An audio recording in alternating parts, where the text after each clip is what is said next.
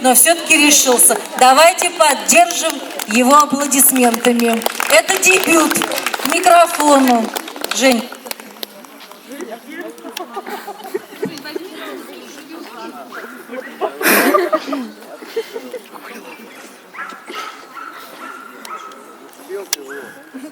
Я наступил на мыло, нелепо взмахнув руками, и вот мои мозги плещутся рядом со мной в ванне. В пене душистой плавают обрывки мыслей и слов. Любимая выдернет пробку, начнется утечка мозгов. И я сквозь медные трубы вылюсь на лоны природы. Все мысли мои и чувства поглотят темные воды.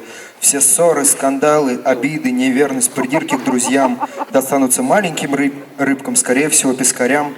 Наглость и самодовольство слопает сом на дне, а рифмы растащат окуни вместе с памятью о тебе. Молодец, Женя. Желаем тебе творческих удач и вдохновения. А я приглашаю еще одну шуйскую поэтессу на сцену, родственницу Константина Дмитриевича Бальмонта, Ольгу Ириенко. Аплодисменты. Смотрите, это победитель, это просто победитель по жизни. Молодец, молодец, молодец, молодец. Как тебе выступление его?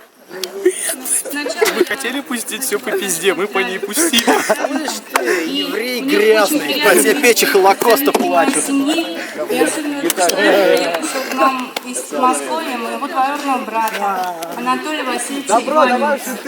Он сын старейшего, вот на данный момент старейшего представителя нашего... Жек, ну как ты себя чувствуешь после этого дебюта? ебениться. Так получилось, что... Да, Жек, нормально все. Более-менее. Ну, как говорится, 50 на 50, но наебениться-то все равно надо. С днем рождения. Да, у меня... Блять.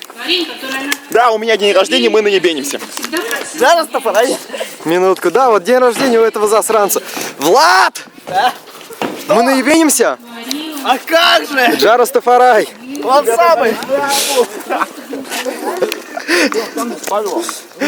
А, когда пойдем к 8? Ты к 8, я тебе говорю, пошли за 8 стол. Это уже алдовый стишок, где-то с 4-5 месяцев у меня валялся.